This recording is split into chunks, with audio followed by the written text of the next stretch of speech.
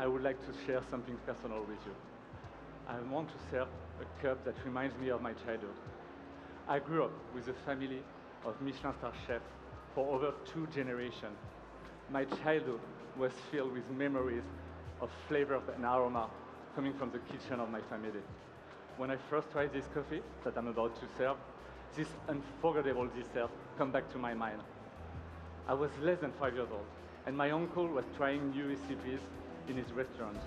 He let me come in his kitchen and made me try this incredible dessert with strawberry, blackberry, and with a touch of violet.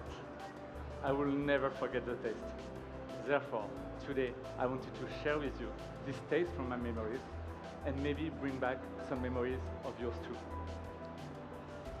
Let's start first with the technique. I'm using flour dripper in Triton. Triton is a thermal resistant material, giving me thermal stability for my brewing. But then, I'm using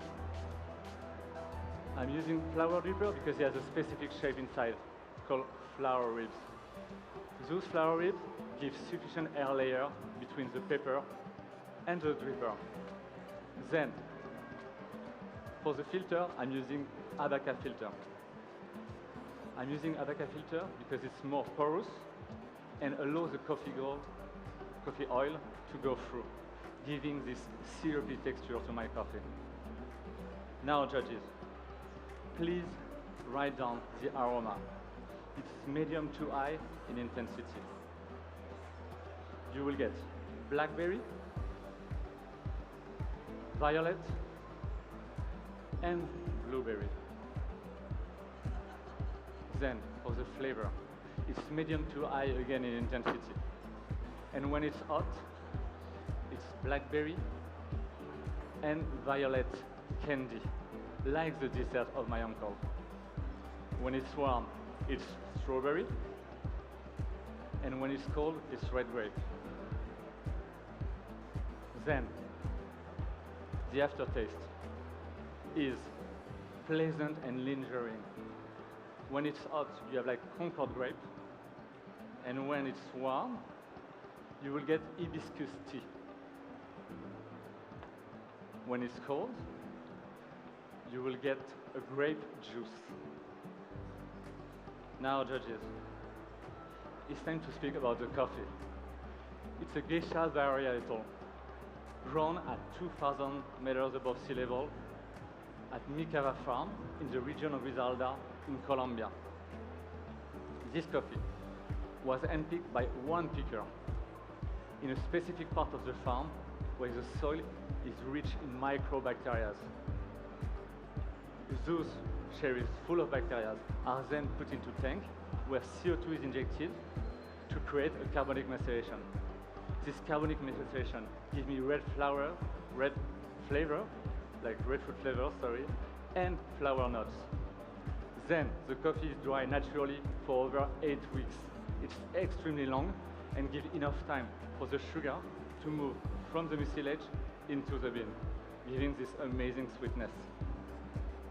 Okay, now let's start brewing. Today, I'm using a recipe of 1 to 14.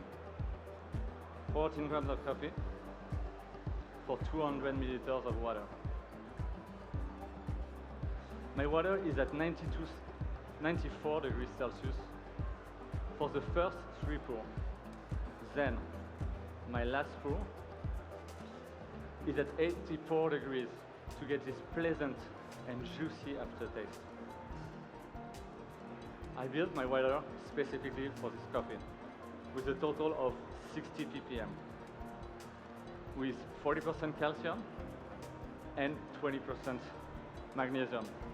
The high concentration of calcium increased the vibrancy into my cup. I'm doing a total of 4 pour. First pour, 40 milliliters, then 60 milliliters for the second and the third one, and the final pour is 40 milliliters.